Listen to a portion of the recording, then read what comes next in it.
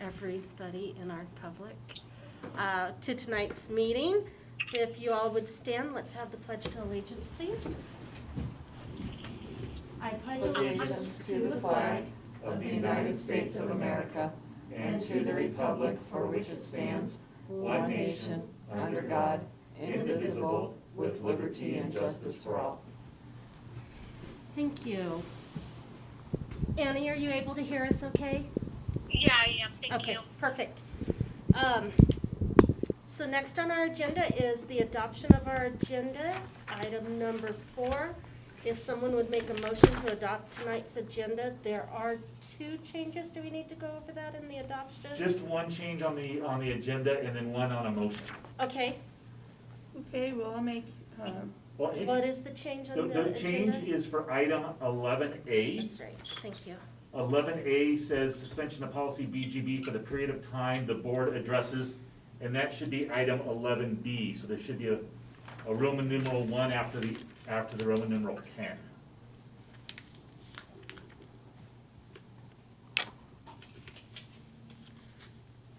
say it one more time. It's suspension of policy BGB for the period of time the board addresses. 11B is what it should be Okay. instead of 10B. Would you like to make that motion, Sharon? Yes. I move to adopt the agenda as presented, With the, with a change of item 10B. Is that right? 11B. All right, all in favor? Aye. Aye. Annie, are you in favor of Aye. adoption? Perfect.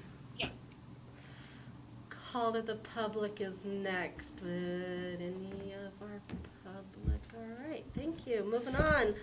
Item number 6, our information and discussion. First up is our superintendent's report. Mr. All right, I Schultz. have 3 items that are not on the memo, but that I want to add. One is today I accepted a check from Sparklight, and they donated $1,100 to the district. We were one of 7 districts in their Prescott region that was awarded the money from their philanthropy through Sparklight, and that just went into the district account. And we're kind of trying to decide what exactly we're going to use it for. It didn't have any purpose from Sparklight, so we could use it for whatever we wanted. And so we accepted that. That should be on, I've already written a thank you note to them that should go in the mail tomorrow. And it should go also on Facebook. And then we sent the pictures to Sparklight, so hopefully it'll be on their promotion, however they want to promote that. But we truly appreciate them and thank them for being a community partner to the district. The next bit of news is that the governing board election, which was to happen in November if we had enough candidates, is going to be canceled tomorrow. And as I mentioned before, Annie Mortensen and Mike Fogel are 2 candidates that filled out the paperwork that did the petitions and everything. We have 1 more candidate that filed as a write-in candidate, and no one else filed for a write-in candidate, so he is in automatically, and that would be Peter Atona. So Peter is going to be the 3rd person to fill the 3rd seat that's available, and there won't need to be an election to do that, and he will serve a 4-year term by doing that. And that's something that is done through the county schools office, and so he will be seated as the 3rd board member in January. So that's exciting. Peter has a lot of experience being a board member. He is nothing against the members that are here, but he is the one that has the most experience regarding school budgets as far as board members go. So I'm excited to have him on board, and I think he's going to be a good addition to the governing board.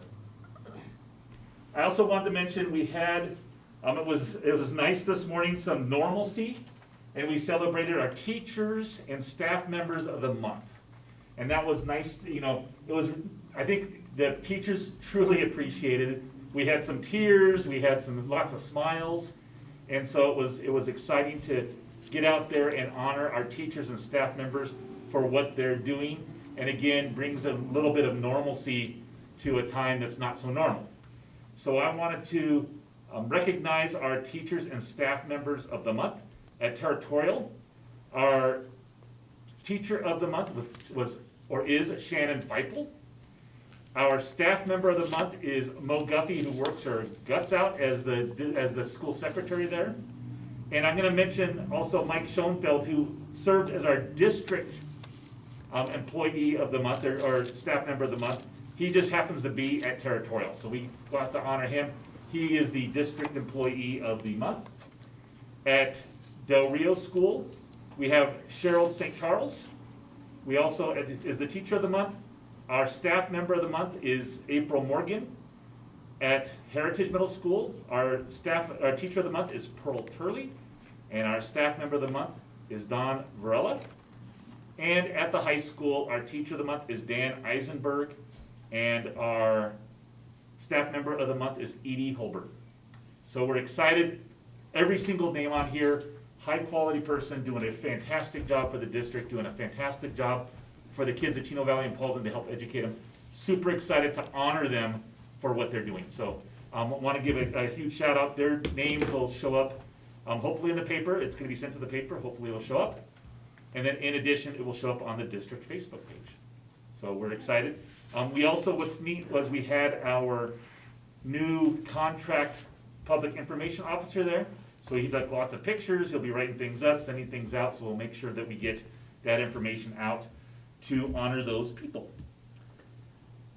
And this going to the memorandum, we do have a COVID-19 update. The metrics are in the moderate risk range for 2 of the 3 benchmarks.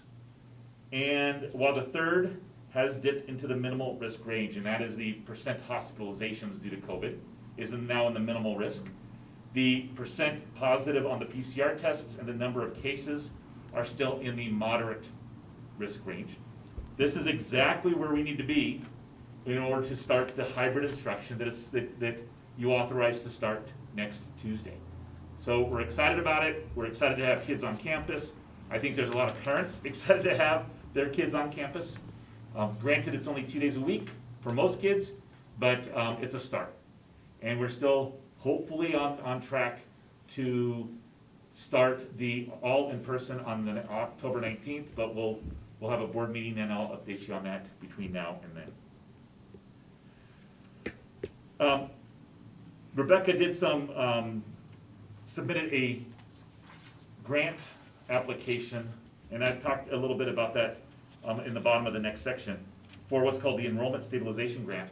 As part of that, there's a calculation that the costs associated with COVID, and there's other costs that we'll talk about, but just the stuff that we're gonna buy and the time it takes is gonna cost us about $700,000, the district.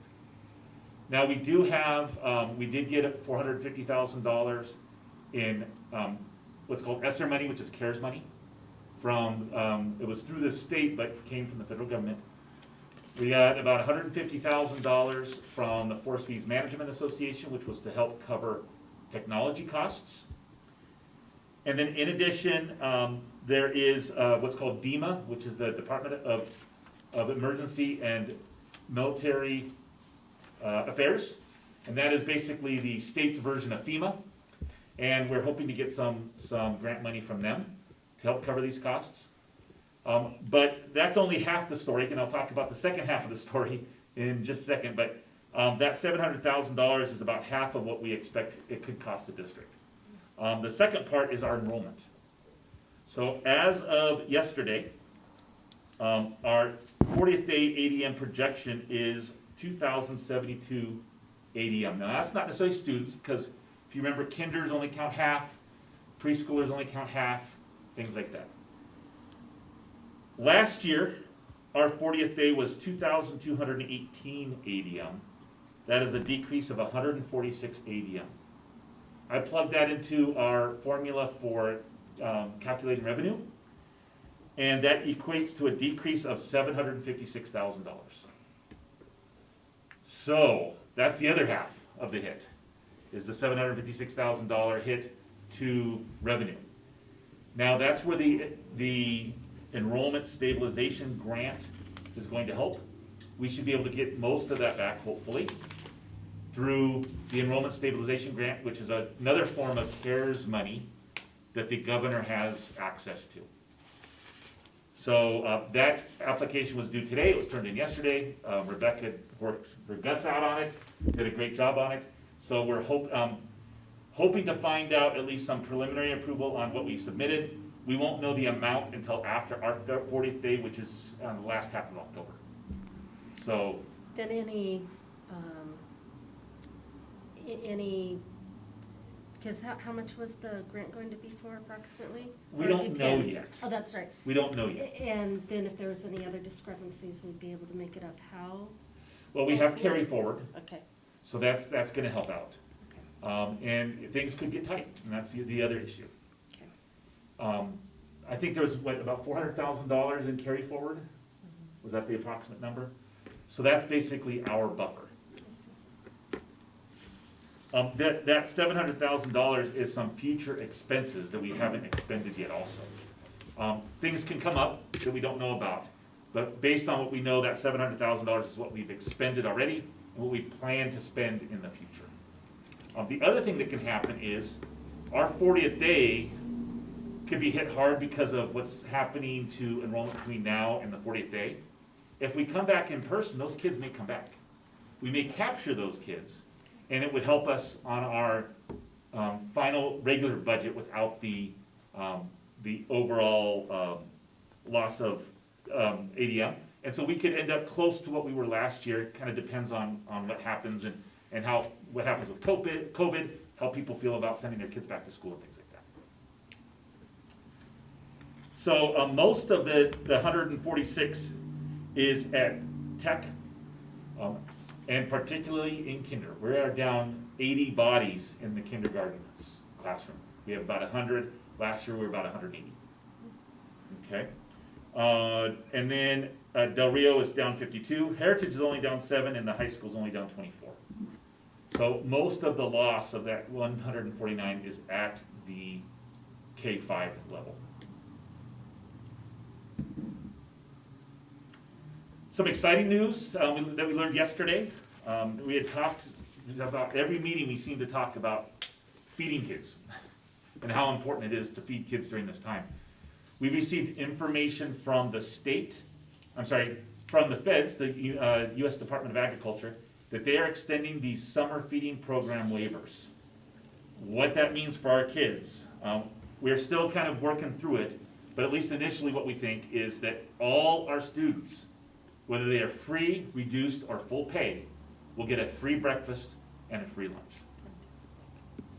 So that's exciting because that's going to make sure kids don't have to worry about paying for that meal that their parents may or may not have money for. The things that we are concerned about are, do we have to only give food for 4 days, or can we give food for 7 days? And then we were talking today about how do we get the food out to the kids. So that's some of the things that we are still learning about, and I believe that there's a webinar on Thursday that Lori Smith, our food service coordinator, is going to be attending, and she should get some answers then. But the initial information is exciting, that we'll be able to feed our kids for free. And then on the back of the memo, I'm going to give a little disclaimer to start. I'm going to talk about Proposition 208. I'm telling you how to vote, and I'm not telling the public how to vote on the back side. Oh, you don't have it. There you go. However, do you not have it either? Okay. So it was on the back of the memo sheet. And so anyway. So if you could just maybe read it and pass it around. Okay. I'm not telling you how to vote on a proposition, because I can't. The district can't. What I'm going to do is give you some facts about the proposition. So Prop 208 is the Invest in Ed proposition. It will be on the November 3rd ballot. What it is, it was actually, there was a challenge to the proposition, and it was originally Lower court said it should not be on the ballot. It went to the Arizona Supreme Court and they said it should be on the ballot. So that's as far as it can go. It's gonna be on the ballot. And it's gonna be on as Prop 208. What it is it is an additional tax of 3.5% for people that make, it is taxed, let me put this correctly. It is taxed for a single person on the income that they earn over $250,000. So if a person earns $250,000 or $251,000, they would pay $35 in tax, just on that $1,000 over the $250,000. And then it is 3.5% tax on earnings over $500,000 for a couple filing jointly. So if somebody earns $501,000, it'd be $35 just on that $1,000 over $500,000. The money has four purposes. One is for salaries of teachers and other classroom personnel. One is for salaries or to hire people for student support positions. That would be like nurses and counselors, those that work with students to help them get through school successfully. One is to retain and train teachers, to keep them in schools and hire teachers. And the fourth purpose that we would have is for career and technical education expenses. There is a fifth one that the state would do, which is to fund the Arizona Teacher Academy, to make sure that we have, to help with the teacher shortage. So that's what the proposition would do and what the proposition would be used for. I recommend that people do their own research and find out exactly what it is and make their own decision on whether they should vote for it or not. But those are the facts associated with Prop 208. Our lobbyist sent out an email to us and told us that it would be, our impact would be about 1.6 to $1.7 million in additional revenue for the four purposes that I just discussed.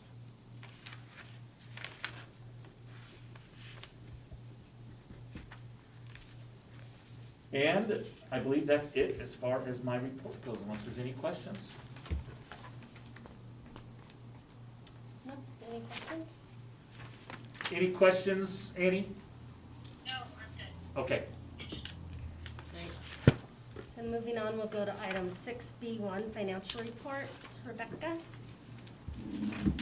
Okay, so August, we were still working in 2 months, so I have both fiscal years to present.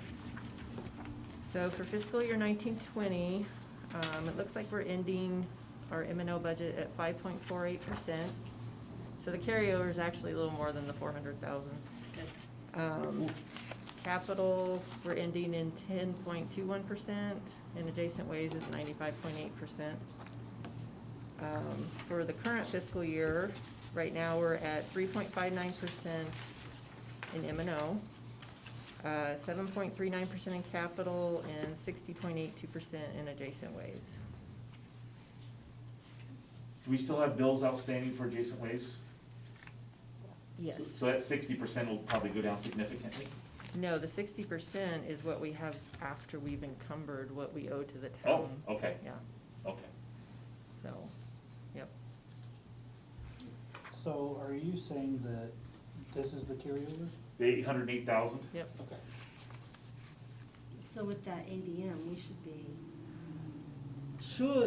Correct, and it really depends on what the stabilization grant comes out to be. Okay. But the stabilization grant should be, I won't say cover all, but most of that ADM loss. And I think we already accounted for part of that carryover, I think maybe 400,000, so, that we've already accounted for in our budget in the current year. Okay, So, okay. yeah, because we didn't realize the carryover was gonna be so high. So, That's good. Not a bad problem to have. No, especially in today's world. Any questions? Any questions? All right, item 7A through F is our consent agenda. If someone would like to make a motion, since this is an action item, to approve the consent agenda. I'll make a motion to approve the consent agenda. All in favor? Aye. Aye. Fantastic. Item 8A, another action item. This is the approval of our personnel report. There is a supplement, so please make sure you get both. The supplement's actually longer than the original one. We added a bunch of coaches, that is what has to do with it. We have, it looks like 6 new classified. We have a couple resignations. We have 3 classified changes, a new classified sub, and looks like 2, 4, 6, 7, 8 coaches. I'll make a motion to approve the personnel report with the supplement. Great. Any other questions? I have a question on the supplement number 6. Uh-huh. Is she coming back? She left, her Okay. position was never filled, and now she's coming back to fill her position at the same rate of pay and everything. Okay.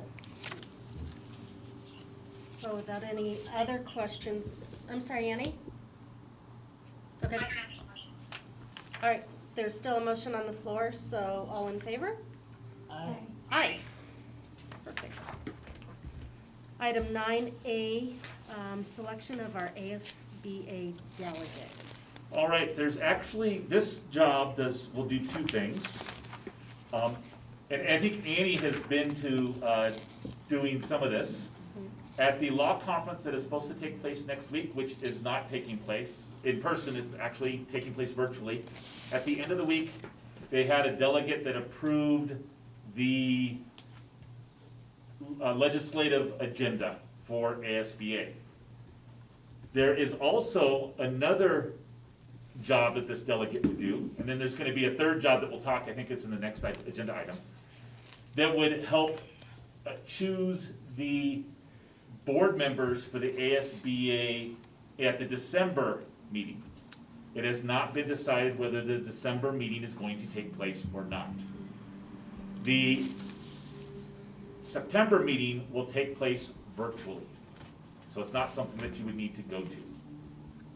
So, Annie, I don't know if you want to describe, I know the experience was a little bit interesting when you did your delegate.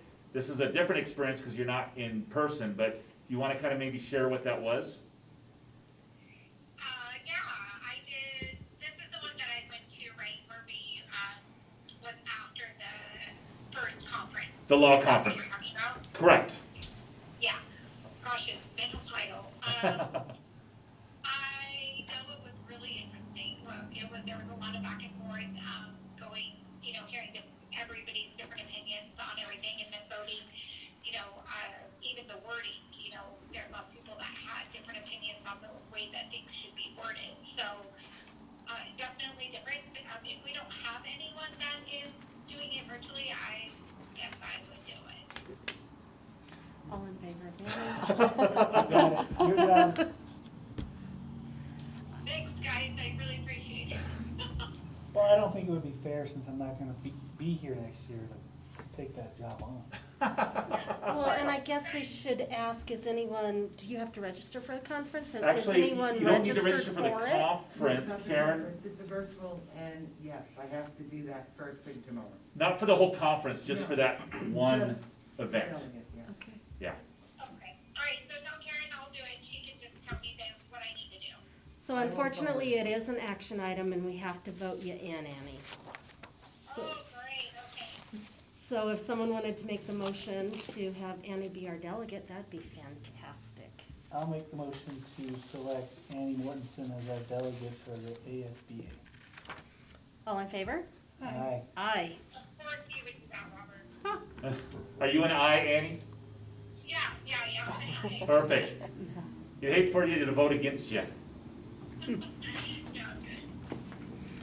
All right, thank you. Item 9B is proposed 2021 political agenda and delegate assembly process. So this is actually the information that she would vote on. It's not a whole lot of different than what it has been in the past. Maximize state funding for competitive salaries to attract, recruit, and retain teachers.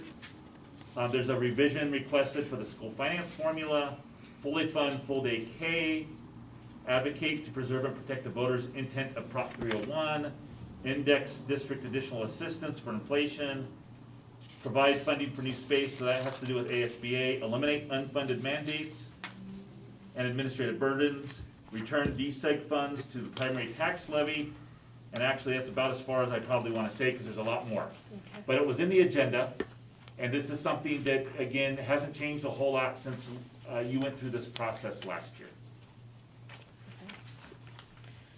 Is this an action item? Do we need to make the decision this evening? You do, Okay, okay. because actually I believe that the event is next weekend, or like in a week and a half.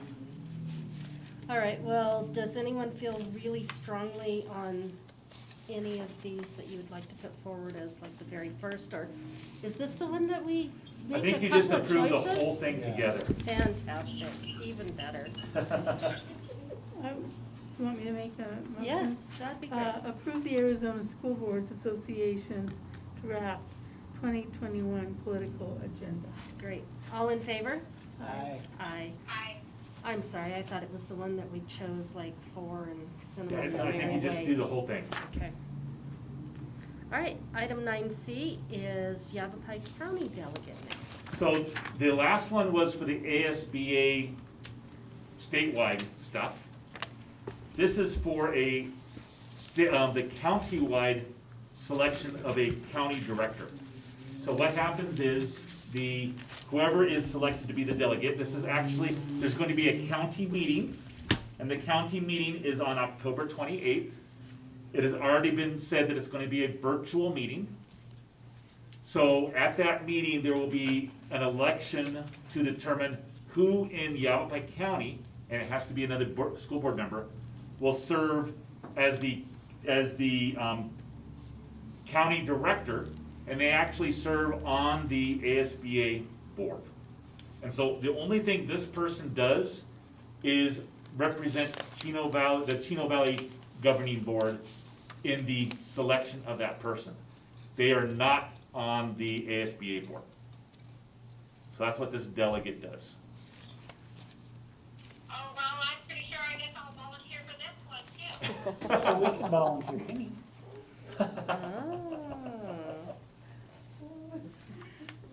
Well, would anyone like to nominate someone to be our delegate, and then we can have a motion and vote for him? Well, I think Penny is a good choice because she's gonna be here. However, Annie kind of sounds like she wants to do it, so we could give her the Well, opportunity. I'm just a team player, so I'll just take one for the team, is what I was thinking. You good with that? Okay, Annie it is. would you like to make that motion? Sure. Thank you. I'll make a motion to approve Annie Mortensen as our voting delegate for the county board meetings, ASBA county board. All in favor? Aye. Aye. Alright. Once again, you're it. Thank you, Annie. Yeah. That was with enthusiasm. Yes, thank you. Item 10A, CVHS English Learner Recommendation. Cindy? Okay, so the district is asking for approval from the governing board to allow us to have our high school English language learner students attend all 4 days a week during hybrid, rather than just their 2 assigned days during hybrid. And Ms. Karate, who is the district EL coordinator, and Principal Heidi Wolf and I have met a few times about this.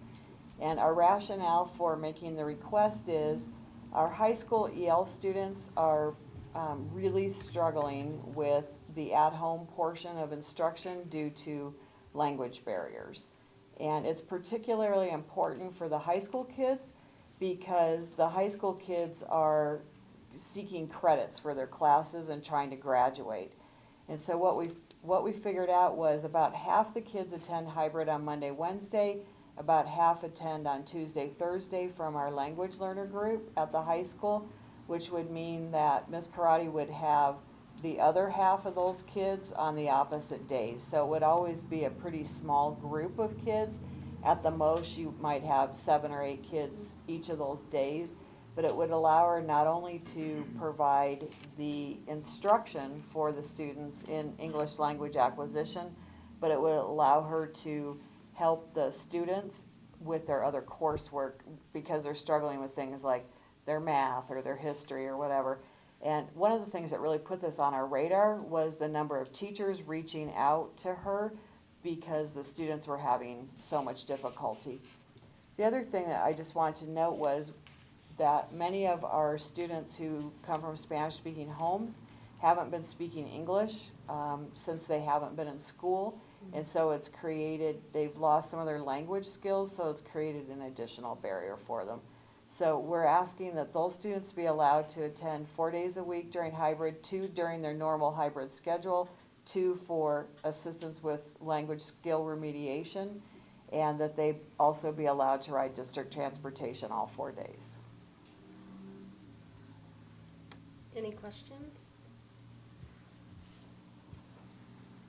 All right, this is an action item.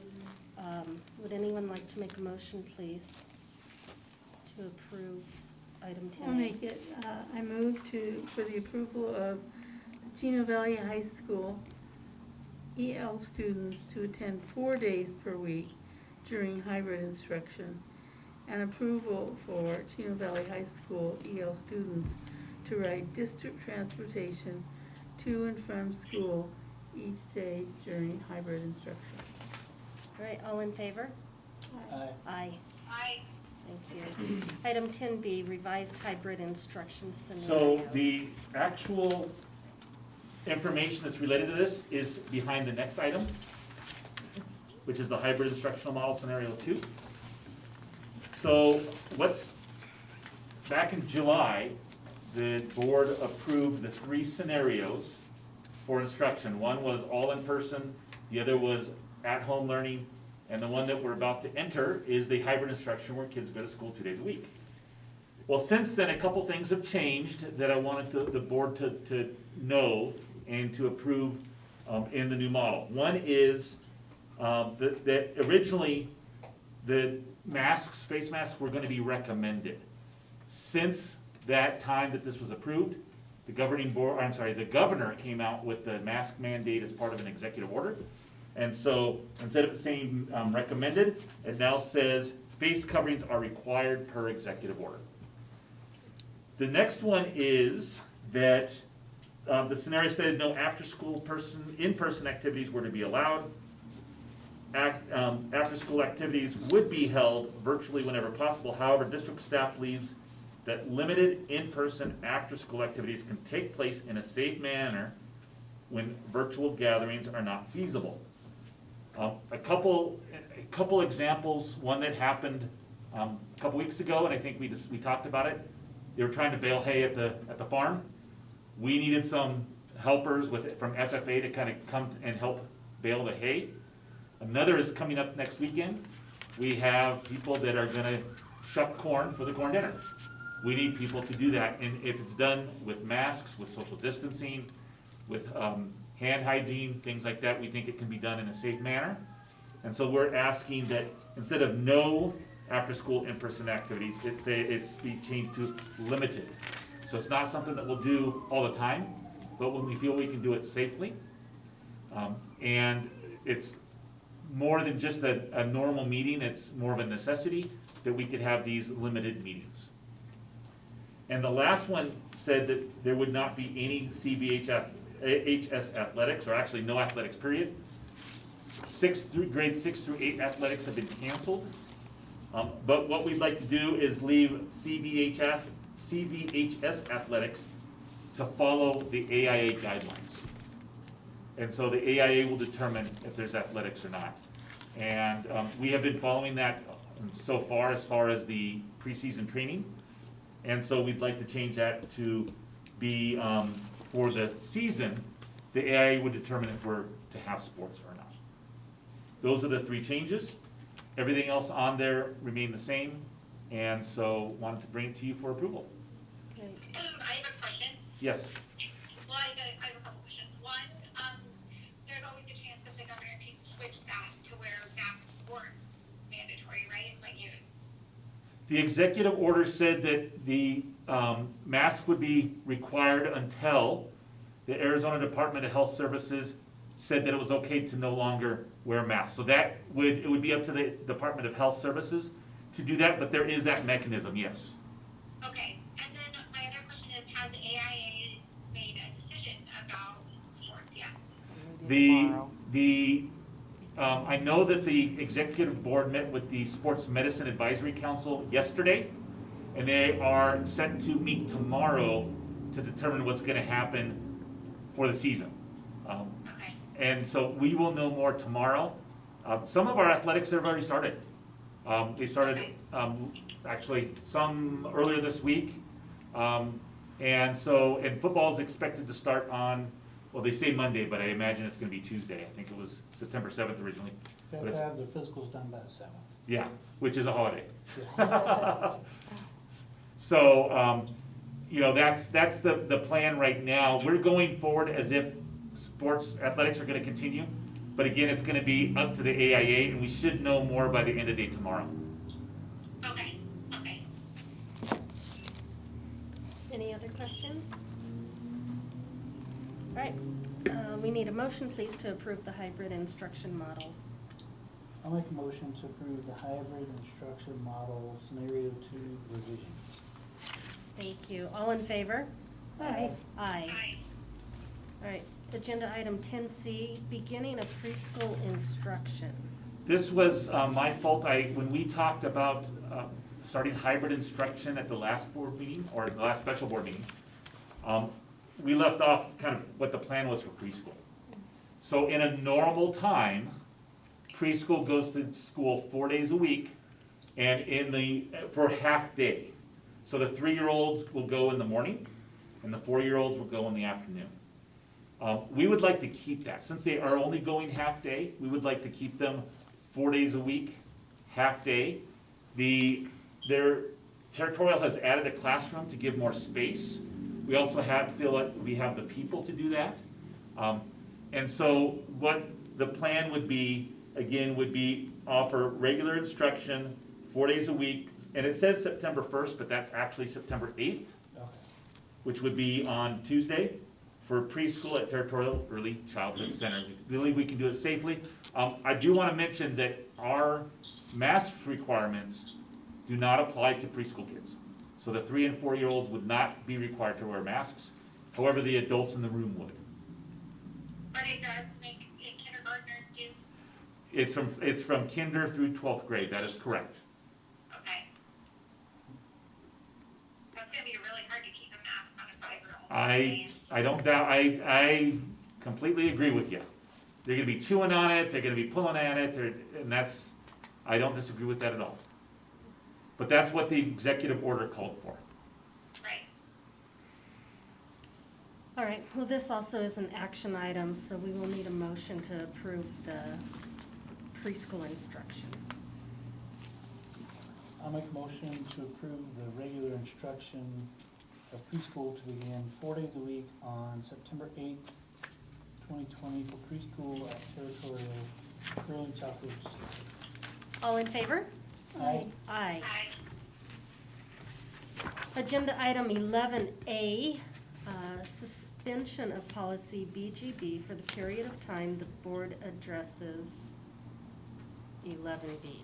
And that was a correction, Dr. Bowen, that was made prior to your writing. It's actually 11B, not 10B. Okay.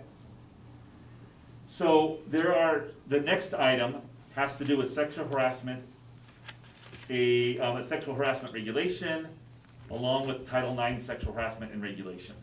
That needs to be implemented basically ASAP. And in order to do that, typically, if you recall, for most policies, it requires 2 readings. So there's the first reading that no action is taken, and then a month later you come back and take a reading, and then also that the second reading, you vote on it. And changes can be made in between if there's requested changes, things like that. What you are doing is suspending the rule that says that you need 2 readings, and can be done in 1 reading. And so that's all this is doing, is saying, for the next item, we only have to do one reading, and we can approve it at one meeting and be done with it, and then it becomes policy.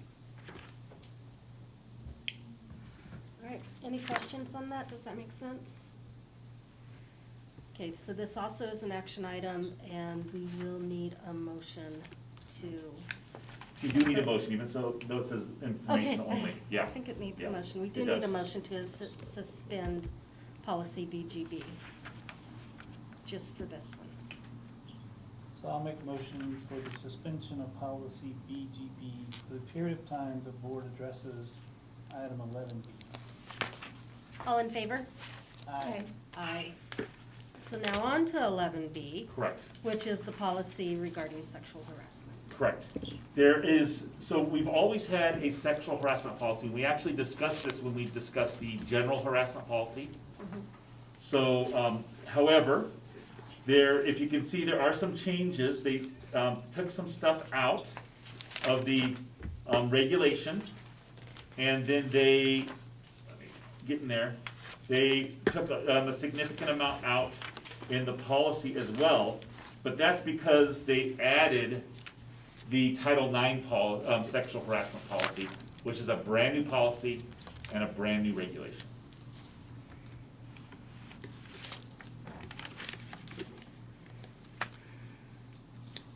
All right. Does anyone have any questions, comments, want to discuss this whatsoever? And these are required as part of federal regulations, not necessarily state law, like we normally don't deal with. Anything? No questions here. Okay, so again, this is an action item. We will need a motion to approve this policy. I'll make the motion for approval of the policy ACA-sexual harassment regulation ACA-R, policy ACAA, Title IX, sexual harassment and regulation ACAA-R. Thank you. All in favor? Aye. Aye. Agenda item 11C is our second reading of policy IHA And policy KB. and policy KB. So if you recall, policy IHA is the one that requires, I believe it's on September 25th, each year to be observed as Sandra Day O'Connor Civic Celebration Day. And it's not a legal holiday, but each public school shall dedicate the majority of the school day to civics education. And then if it's on a weekend, you do it either the day before or the day after. Then policy KB, parent involvement, involves adding a parent's, I believe it's a parent's rights parent's rights booklet to the district website. And that's something easily attainable. Oh, it's on the Department of Education website, and we would get it from there. And then we would put it on our website on a page that has all the other required postings that we're supposed to have. Perfect. Any other questions on either of these policies? Any comments? Great. Can I have a motion, please, for the approval of the second reading of policy IHA and policy KB? I'll make a motion for approval of the second reading of policy IHA, basic instructional program, and policy KB, parental involvement in education. Thank you. All in favor? Aye. Aye. Anything else from anybody? All right. Meeting adjourned. Thank you, Annie, for calling in.